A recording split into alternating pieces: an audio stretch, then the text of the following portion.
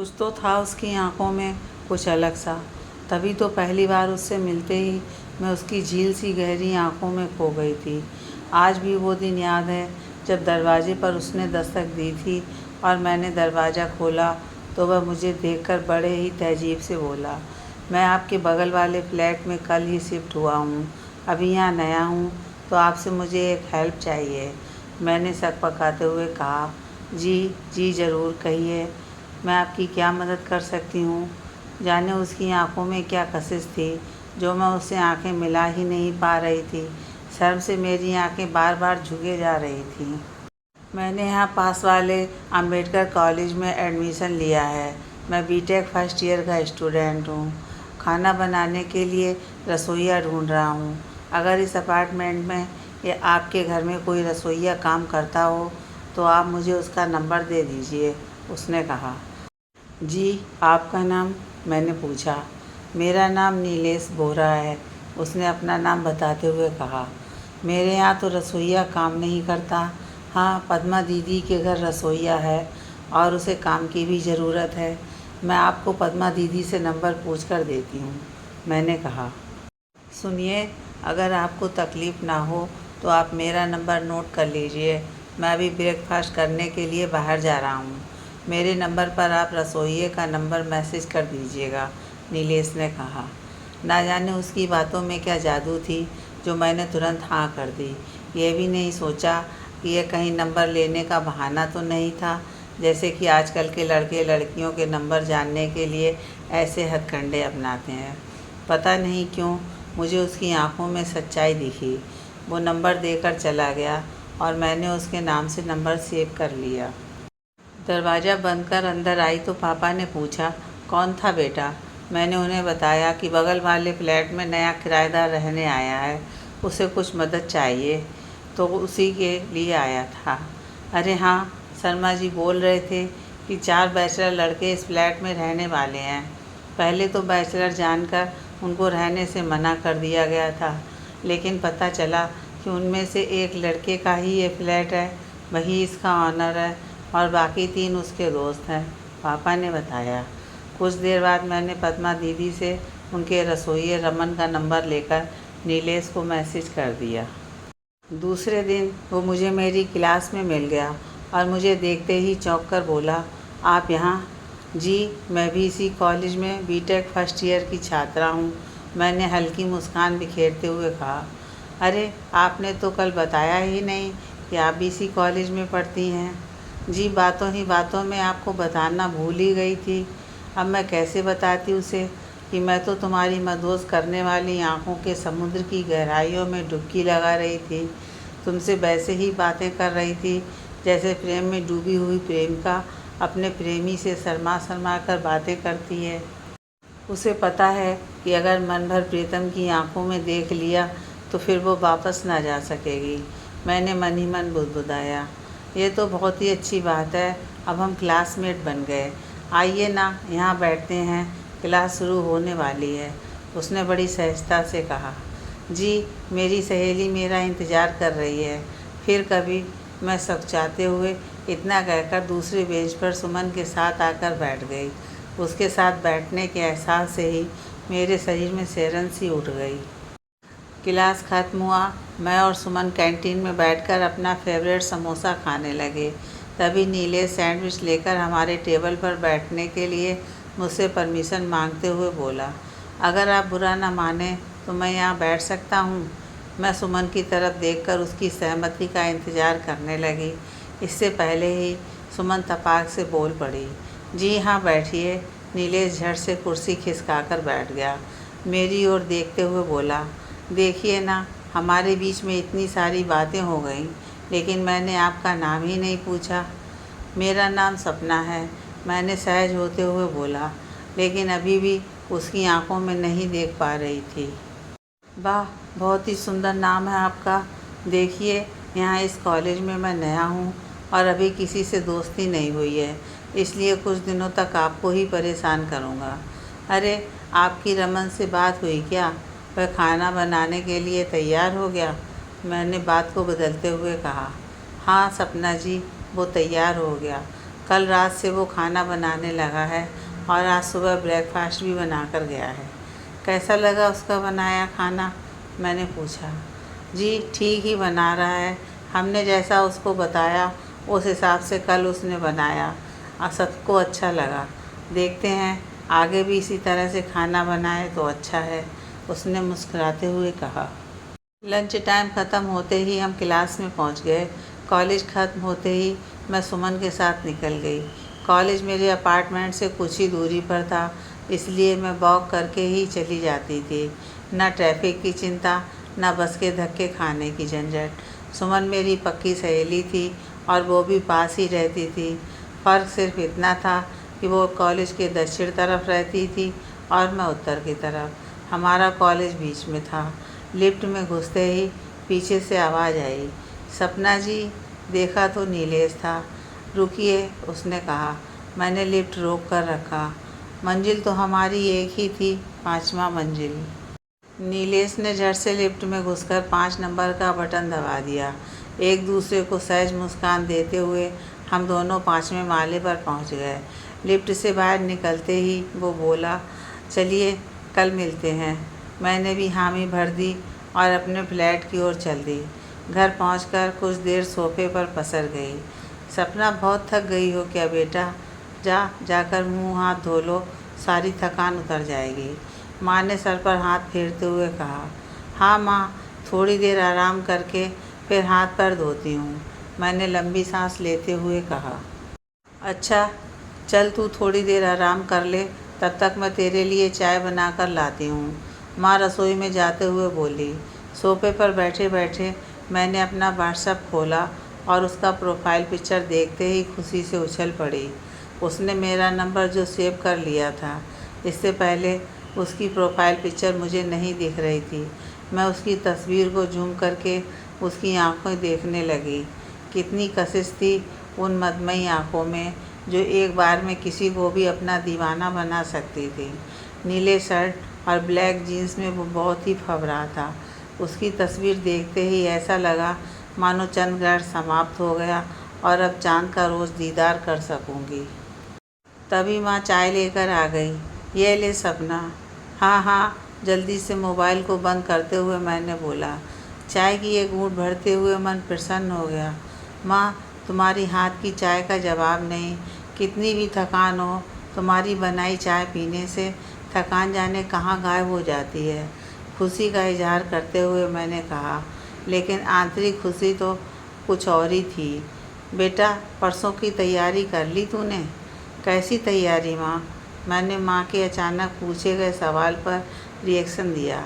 ले, भूल गई, रंभा की शादी है ना परसों, माँ ने याद दिलाते हुए कहा। अरे हाँ हाँ माँ, मैंने अपने सारे कपड़े रख लिए हैं।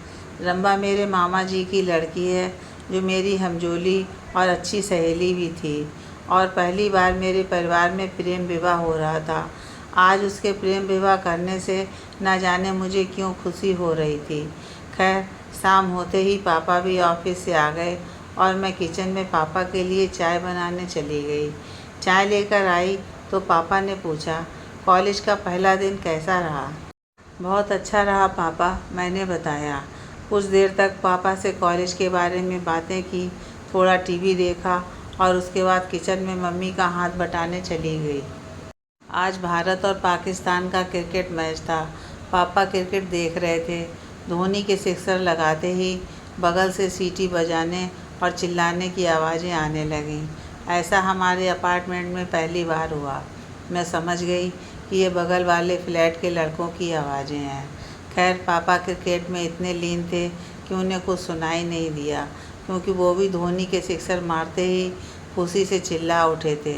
हम सब ने डिनर किया और सोने चले गए। करीब 12 बजे रात पटाखे फूटने की आवाज़ें आने लगीं। मैं समझ गई कि भारत जीत गया है।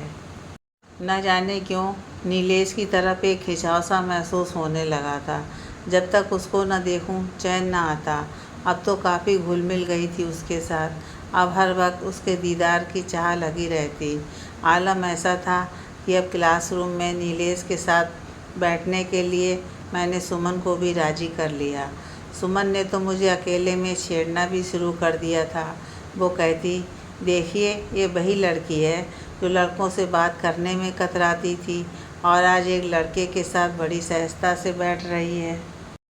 क्या कुछ खिचड़ी पक रही है इन दोनों के बीच में? जानने के लिए सुमन से जुड़े रहिए। उसका ऐसा करने पर मैं ऊपर से तो गुस्सा दिखाती, लेकिन मनी मन बहुत खुश हो उठती थी। धीरे धीरे नीलेश का घर आना जाना होने लगा। मम्मी पापा दोनों उसे पसंद करने लगे थे। मम्मी ने तो उससे इतना लाड लगा रखा था कि कभी भी घर आता और मम्मी से चाय पकौड़े की फरमाइश कर देता और मम्मी भी एक पाँव पर खड़े होकर उसके लिए वो चीज़ें बनाने लगती। अब अपने पराये का फ़र्क मिट गया था। नियत समय पर हम सब मामा जी के घर पहुंच गए और रंभा से मिलकर मैं तो खुशी से फूले न समाई। लव मैरिज रंभा की हो रही थी, लेकिन सबसे ज़्यादा खुशी मुझे हो रही थी। शायद मैं रंभा में अपना भविष्य देख रही थी। रंभा का पति आलोक बहुत ही अच्छे स्वभाव का था। मम्मी से तो इतना घुल मिल गया कि जब मम्मी ने कहा, बेटा कोई अच्छा लड़का मेरी सपना के लिए भी बताइएगा, इस पर उसने झट से अपने फुफेरे भाई के बारे में बता दिया, जो अभी इंजीनियरिंग की पढ़ाई कर रहा था। शादी अच्छे से संपन्न हो गई। विदाई के समय सबकी आंखें नम हो गईं, लेकिन सबको इसी बात की खुशी थी कि लड़की अच्छे घर में गई है। दूसरे दिन हम वापस आ गए। हम जैसे ही घर वापस आए, नीलेश ने दरवाज़ा नॉक किया। मैंने दरवाज़ा खोला तो देखा उसके हाथ में सब्जी से भरा झोला था। मैंने हल्की मुस्कान दी और पूछा, ये सब्जी किसका है? डिटेक्टिव मैडम, पहले अंदर आऊं कि यहीं खड़े खड़े सारी जांच पड़ताल कर लोगी? मुझे छेड़ते हुए बोला। इस पर पापा ने बोला, आओ बेटा अंदर आ जाओ। मैंने ही नीलेश को सब्जी लाने के लिए कहा था। समय बीतता गया। मेरे और नीलेश के बीच दोस्ती ने प्यार का रूप ले लिया था। यह बात नीलेश को छोड़ सारी दुनिया को दिखाई दे रहा था, लेकिन शायद नीलेश को इस बात का एहसास नहीं हो रहा था कि हमारे बीच दोस्ती से भी बढ़कर कुछ था। अगर कोई क्लासमेट उसे मेरे नाम से छेड़ता तो वह यही कहता, ऐसा कुछ नहीं है, हम बहुत अच्छे दोस्त हैं। लेकिन यहाँ तो प्रेम का अंकुर पहली बार में ही फूट पड़ा था और इन 3 सालों में पल्लवित और पुष्पित भी हो चुका था। इंतज़ार बस इसी बात का था कि नीलेश को कब इस प्यार का एहसास हो। ये साल हमारे कॉलेज का आखिरी साल था। परीक्षाएं हो चुकी थीं, बस रिजल्ट आने का इंतज़ार था। घर में गाहे बगाहे मेरी शादी के चर्चे होते रहते थे।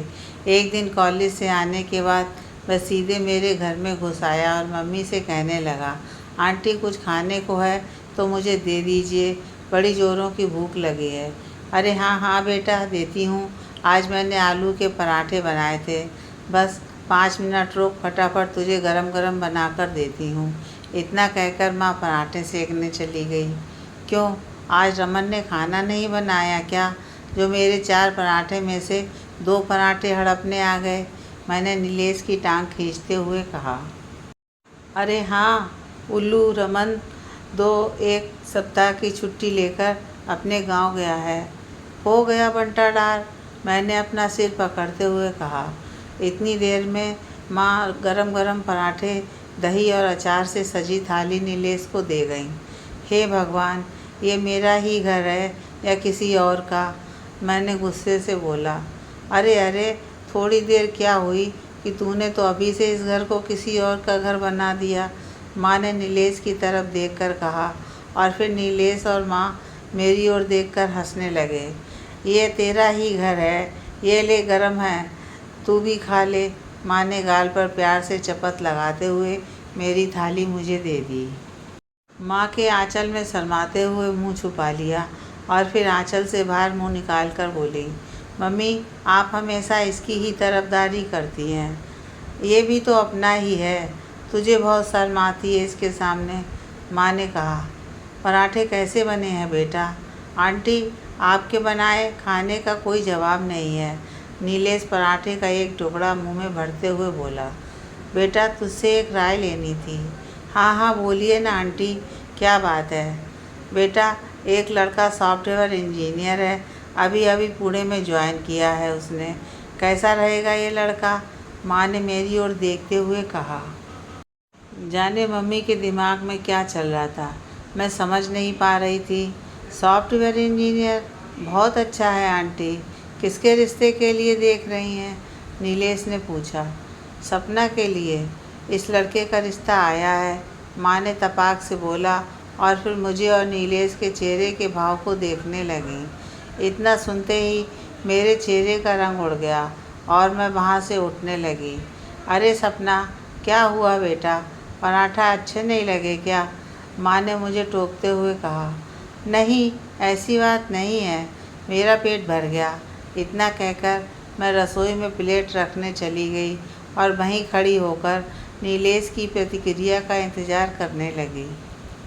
नीलेश, बोल बेटा, कैसा रहेगा सपना के रिश्ते के लिए ये लड़का? जी, अच्छा रहेगा आंटी सपना के लिए, नीलेश बोला। नीलेश का जवाब सुनने के बाद मैं रसोई से अपने कमरे में चली गई। खाना खाने के बाद नीलेश कुछ देर बैठा और फिर चला गया। मैं बिस्तर पर लेटी हुई तकिए को मुंह में दबाए रो रही थी। आज मुझे यकीन हो गया कि मैं नीलेश से एक तरफा प्यार करती हूँ। नीलेश मुझसे प्यार नहीं करता। तभी पीछे से माँ ने पीठ पर हाथ रखा और मैं सक पकाकर आंसू छुपाते हुए उठ बैठी। पर माँ से नज़र नहीं मिला पा रही थी। अगर उसे पता चल गया तो? तभी माँ ने मेरा झुका हुआ चेहरा अपने हाथों से उठाकर अपने चेहरे के सामने कर लिया। अब मैं अपने आप को रोक नहीं पाई और फूट फूट कर रोने लगी और कहने लगी, माँ, वो मैं बहुत कुछ कहना चाहती थी लेकिन कुछ नहीं कह पाई। माँ ने मुझे शांत करते हुए कहा, तुझे कुछ कहने की ज़रूरत नहीं है बेटा, मैं सब जानती हूँ। तू नीलेश से बेइंतहा प्यार करती है, इसलिए मैंने आज उसके सामने तेरे रिश्ते की बात छेड़ी ताकि ये जान सकूं कि उसके दिल में तेरे लिए प्यार है कि नहीं। लेकिन शायद, कहते हुए माँ का चेहरा मुरझा गया। मैंने अपने आप को संभालते हुए और आंखें झुकाए हुए पूछा, आपको कैसे पता चला कि मैं तेरी माँ हूँ सपना, और एक माँ को अपने बच्चे की हर बात पता होती है। तेरी आंखें सब कुछ कह जाती हैं बेटा, और मुझे तेरी आंखें पढ़ने की आदत है। मैंने भी नीलेश को अपने दामाद के रूप में ही देखा है।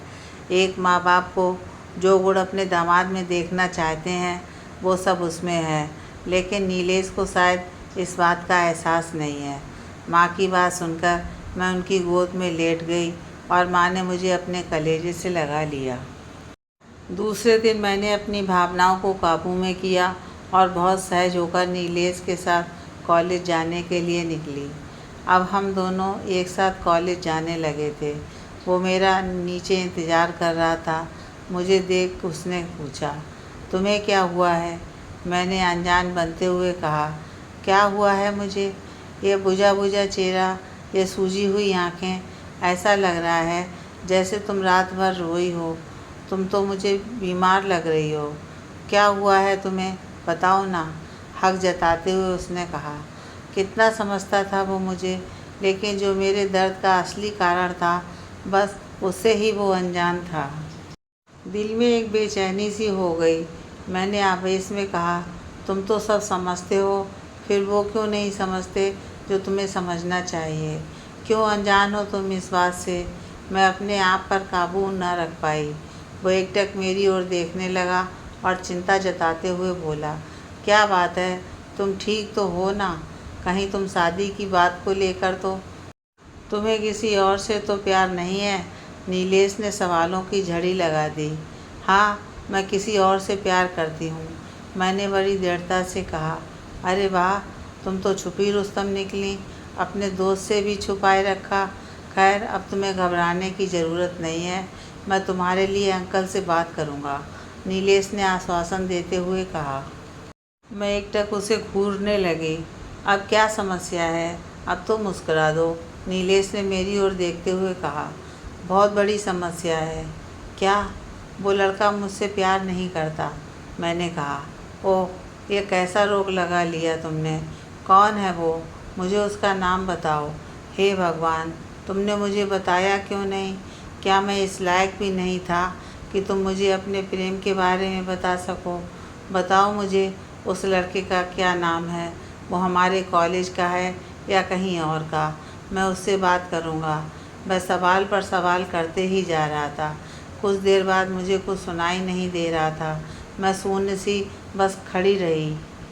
नीलेश ने मुझे झकझोरते हुए कहा, तुम मेरी बात सुन भी रही हो या नहीं? बोलो, कौन है वो? क्या नाम है उसका? तुम हो वो, नीलेश बोला। तुम हो वो जिसे मैं बहुत प्यार करती हूँ, समझे?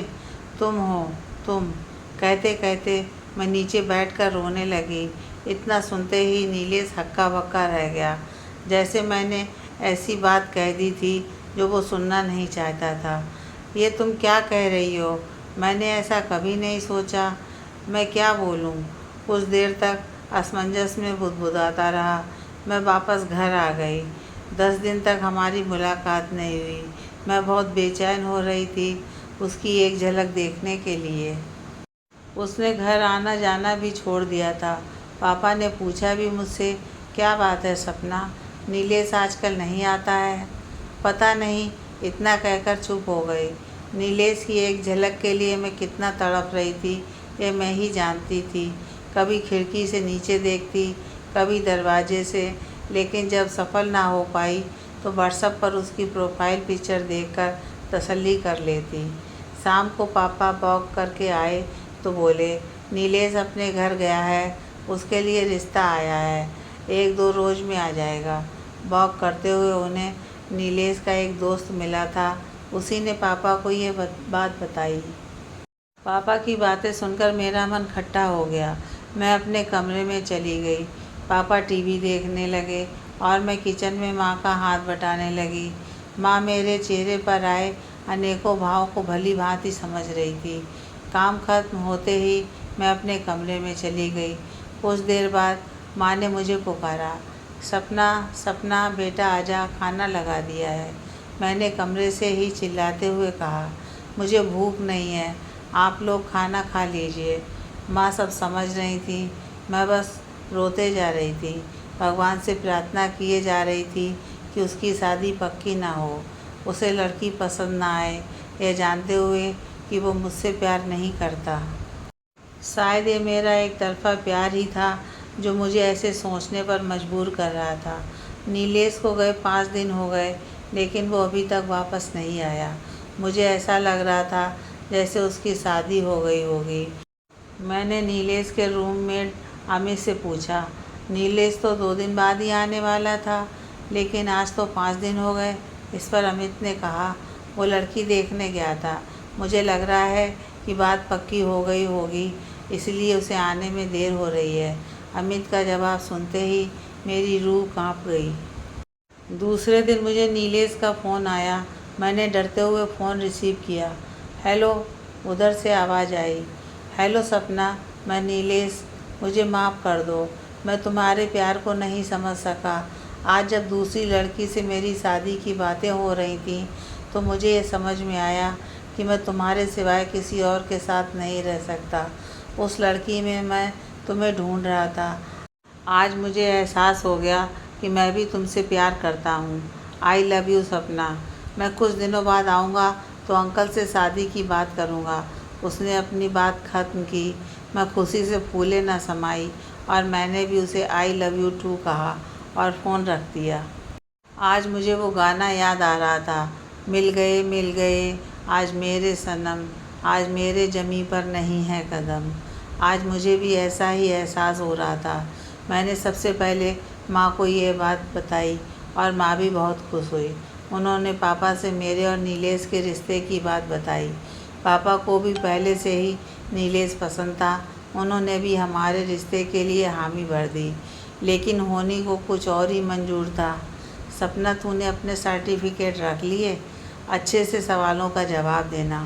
देख, घबराना बिल्कुल नहीं, समझी? माँ ने दही चीनी खिलाते हुए कहा। अरे मम्मी, तुम घबराओ मत, मैं सब संभाल लूँगी, मैंने मम्मी को आश्वस्त करते हुए कहा। अरे मेरी बेटी है, किसी से नहीं घबराती और ना ही डरती है। बस मैं ही हूँ जो तुमसे डरता हूँ, मम्मी की टांग खींचते हुए पापा ने कहा। ऑल द बेस्ट बेटा, कह दोनों ने मुझे विदा किया। अभी घर से कुछ ही दूर पर ऑटो का इंतज़ार कर रही थी। 2 ऑटो ने बंजारा गेट जाने से मना कर दिया। मैंने सोचा यहाँ खड़े होकर समय बर्बाद करने से अच्छा है कि आगे बढ़ूँ। मैं आगे चलने लगी, तभी अचानक एक ज़ोर की टक्कर लगी और मैं शून्य में खो गई। होश आया तो अपने आप को अस्पताल के बेड पर पड़ा पाया। मम्मी पापा पास ही बैठे थे। मुझे बताया गया कि मैं आज 2 दिन के बाद होश में आई हूँ।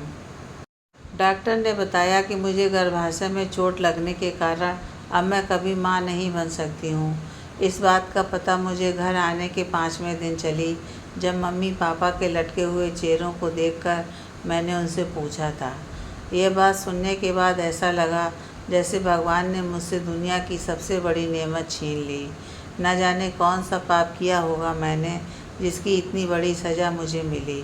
बहुत रोई, लेकिन मम्मी पापा को यूँ टूटते हुए कभी नहीं देखा था मैंने। इसलिए मैंने अपने आप को संभाला और मम्मी पापा को दिखाया कि इतना होने के बाद भी मैं टूटी नहीं। ना चाहते हुए भी हंसती बोलती, खाना खाती, हर वो काम करती जो नॉर्मल मैं करती थी। अचानक मेरा ध्यान नीलेश की तरफ गया। अब मैं उसका सामना कैसे करूँगी? बहुत सोचा और फिर मैंने तय किया कि मैं उसकी ज़िंदगी से दूर हो जाऊँगी। माँ को नीलेश से बात करने के लिए तैयार किया और उन्होंने अपने आप को संभालते हुए उससे फ़ोन पर बात की। नीलेश बेटा, कब आ रहे हो तुम? जी आंटी, जल्दी आ जाऊँगा। मुझे भी आप लोगों से ज़रूरी बात करनी है, नीलेश ने कहा। हाँ हाँ, कर लेना। पहले एक खुशखबरी तो सुन ले। सपना की शादी तय हो गई है। अगली 15 तारीख को उसका लगन है। तुझे भी आना होगा अपने परिवार के साथ। मैंने तुझे जिस लड़के के बारे में बताया था ना, उसी से हो रहा है सपना का विवाह। इतना कहकर माँ ने फ़ोन रख दिया और मैं और माँ एक दूसरे से लिपट कर रोने लगे। नीलेश ने मुझे बहुत फ़ोन किए, मैसेज किए, लेकिन मैंने उसका कोई जवाब नहीं दिया। यहाँ तक कि उसके मैसेज और कॉल से बचने के लिए मैंने अपना नंबर भी बंद करवा दिया। हम सब 1 महीने के लिए गांव चले गए। वापस लौटे तो पता चला कि नीलेश के सभी दोस्तों का प्लेसमेंट हो गया और वो चले गए। उनकी जगह नए किराएदार उस फ्लैट में रहने आ गए हैं। पड़ोसियों से ही पता चला कि 1 महीने के अंदर नीलेश 2 बार हम लोगों को ढूंढते हुए आया था। 2 दिन यहाँ रुका भी था, लेकिन तीसरे दिन ही उसके पापा की तबीयत अचानक बहुत ख़राब हो गई। इस कारण से वो चला गया। बाद में पता चला कि उसके पापा गुजर गए। यह सब सुनकर बहुत दुख हुआ। दुख सुख जीवन का अंग है, ये मैं जान गई थी। इधर मम्मी पापा भी मेरे लिए दुखी रहने लगे थे। एक माँ बाप के लिए इतनी बड़ी चिंता की बात और क्या हो सकती है, जिसकी बेटी शादी के जोड़े पहनने की जगह आजीवन अविवाहित रहने का फैसला कर ले। दोनों उदास रहने लगे थे। हंसना मुस्कुराना तो जैसे भूल ही गए थे। मम्मी पापा की ज़िंदगी में खुशियाँ वापस लाने को ही मैंने अपना लक्ष्य बना लिया। मैंने एमटेक में एडमिशन लिया और पढ़ाई पूरी करने के बाद एक अच्छी सी कंपनी में नौकरी कर ली। इन सब झंझावतों से निपटने में 5 साल लग गए। अब हमारी ज़िंदगी सहज ढंग से चलने लगी थी और पुरानी पटरी पर वापस आ गई। पापा का मम्मी को छेड़ना, मेरा मम्मी के साथ देना, हंसी मजाक, बस मेरे दिल का एक कोना आज भी वीरान था, जिसे मैंने सबसे छुपा कर रखा था, जिसमें अतीत के खट्टे मीठे अनुभव, प्यार और त्याग के किस्से थे। 10 साल ऐसे ही बीत गए। आज जब कॉलेज में एल्यूमनी मीट के लिए बुलावा आया तो सहसा पुराने दिन याद आ गए। क्लासरूम, वो बेंच जिससे हमारी नोक झोंक और प्यार की शुरुआत हुई थी। पहले तो सोचा नहीं जाऊंगी, पुराने दर्द और जख्म उन यादों से फिर से हरे हो जाएंगे, जिससे उभरने में मुझे 10 साल लग गए। कहीं नीलेश वहाँ आ गया और उसे देख कहीं मैं कमज़ोर पड़ गई, तो बहुत सारे ख्याल मन में आ रहे थे। तभी सुमन का फ़ोन आया। हेलो सपना, मैं कॉलेज की इस मीट के लिए आ रही हूँ। पुराने दिन याद करेंगे और घूमेंगे फिरेंगे, बहुत मौज करेंगे। बच्चे अपनी मौसी से मिलने के लिए बेचैन हैं। मैं कॉलेज नहीं आना चाहती, मेरा मन नहीं है सुमन, मेरी बात को बीच में ही काटते हुए सुमन ने कहा। मैं कुछ नहीं सुनना चाहती, तुझे कॉलेज आना ही पड़ेगा। मैं ना नहीं कर पाई और एल्यूमिनी मीट में जाने के लिए तैयार हो गई। 2 दिन बाद नियत समय पर मैं कॉलेज पहुंच गई। अपने फैकल्टी के सभी प्रोफेसर से मिली। वर्मा सर ने आज भी मेरी पंक्चुअलिटी को लेकर प्रशंसा करते हुए कहा, आज भी तुम समय से आई हो सपना। जीवन में अनुशासन बहुत ज़रूरी है। Well done.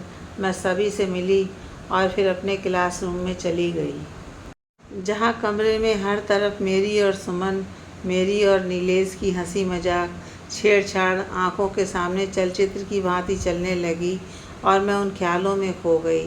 सहसा मेरे पीछे से किसी ने आवाज़ दी, सपना, जो कि जानी पहचानी सी लगी। पीछे मुड़कर देखा तो अतीत सच बनकर सामने आ गया। कैसी हो सपना? नीलेश ने मुझसे पूछा। उसे देखते ही मेरे दिल की धड़कन बढ़ गई। उसकी तरफ देखते ही नहीं बन पा रही थी। आज भी उसकी आंखों की गहराइयों में खोने का डर लग रहा था। बरसों से अतीत के गर्त में दबे हुए सारे भाव मेरे चेहरे पर उजाले की तरह उभर आए, जिसे चाहकर भी नहीं छुपा पा रही थी। अच्छी हूँ, बहुत संयमित होकर नज़र झुकाए सिर्फ इतना ही कह पाई। तुमने कैसे जाना कि यहाँ मैं खड़ी हूँ? कोई और भी तो हो सकता था, मैंने पूछा। इन दीवारों, इन कमरों को इतनी तल्लीनता से सिर्फ तुम ही निहार सकती हो, और कोई नहीं, नीलेश ने कहा। उसका उत्तर सुनकर मैं कुछ बोल ना सकी। ये वही बेंच है ना, जहाँ मैं, तुम और सुमन बैठा करते थे। तुम्हें याद है जब तुमने मेरे कहने के बाद भी मेरे पास बैठने से इनकार कर दिया था और सुमन के साथ बैठकर भी सिर्फ मुझे ही निहारती? चलें, शायद प्रोग्राम शुरू हो गया है, मैंने उसकी बात को काटते हुए कहा। अब मैं असहज महसूस करने लगी थी। डर रही थी फिर उन गलियों में जाने से जिसे बरसों पहले छोड़ चुकी थी। मैं वहाँ से ऑडिटोरियम में चली गई। वहाँ पहुँचते ही मुझे सुमन दिख गई। हाय सपना, कहकर उसने दूर से ही हाथ हिलाया और मेरी ओर बढ़ने लगी। मैं भी तेज कदमों से उससे मिलने आने लगी। पूरे 1 साल बाद मिल रहे हैं हम।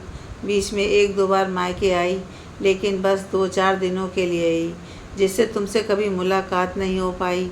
आज कलेजे में ठंडक पड़ गई, सुमन ने मुझे गले लगाते हुए कहा। सही कहा सुमन, बहुत अच्छा लग रहा है तुझसे मिलकर, मैंने अपनी खुशी जाहिर करते हुए बोला। तभी मासी मासी कहकर उसके दोनों बच्चे मुझसे लिपट गए। हाय सुमन, कैसी हो? कहते हुए नीलेश वहाँ आ गया। मैं नीलेश को देखते ही दूसरे दोस्तों से मिलने के बहाने वहाँ से निकल गई। ठीक हूँ, तुम कैसे हो? खुशी होंगे अपने परिवार और बच्चों के साथ, उन्हें साथ नहीं लाए? सुमन ने नाराज़गी दिखाते हुए कहा। मैं जानता हूँ कि तुम मुझसे नाराज़ हो और तुम्हारा नाराज़ होना जायज़ भी है, लेकिन शायद तुम सिर्फ एक पहलू ही जानती हो। मैंने शादी नहीं की। तुम्हें लगता है कि सपना ने मेरी वजह से बहुत कुछ सहा है, तो मैंने भी सपना की वजह से बहुत कुछ सहा है, नीलेश रुंधे हुए गले से अपनी छटपटाहट को छुपाते हुए कहा। सुमन को उसकी बातों से एक उम्मीद की किरण नज़र आई और उसने नीलेश से पूछा, कब तक हो यहाँ? कल घर आ सकोगे? कल तक ही हूँ, कुछ दोस्तों से मिलूँगा। हाँ, आ जाऊँगा, नीलेश ने कहा। ठीक है, कल डिनर पर मिलो, सुमन ने कहा। दूसरे दिन नियत समय पर नीलेश सुमन के घर पहुँच गया। आओ आओ नीलेश, इनसे मिलो, ये मेरे पति विक्रम, और कल मेरे दोनों शैतानों से तो मिल ही चुके हो, और ये मेरे मम्मी पापा। नीलेश ने सुमन की बात को बीच में काटते हुए बोला। कैसी बातें करती हो? अंकल आंटी को कैसे भूल सकता हूँ?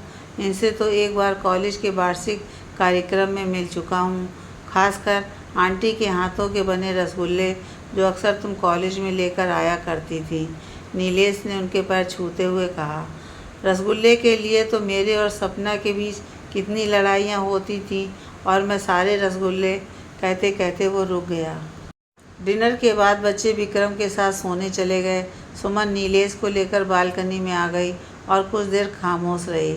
नीलेश ने खामोशी को तोड़ते हुए कहा, कब तक रहोगी? 10 दिन तक रहने वाली हूँ, बच्चों की छुट्टियाँ चल रही हैं। विक्रम कल चले जाएंगे, सुमन ने कहा।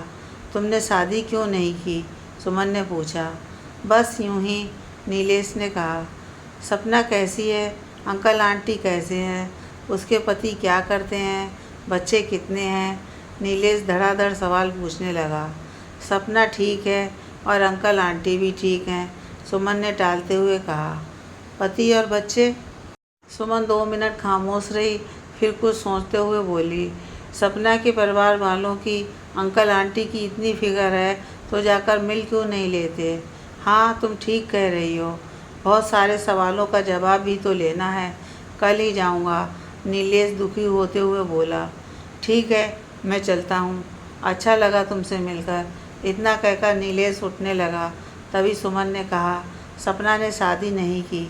इतना सुनते ही नीलेश के बढ़ते पाँव रुक गए। क्या सपना ने शादी नहीं की? लेकिन जब मैंने उससे पूछा था तो उसने मुझसे कहा कि उसकी शादी हो गई है।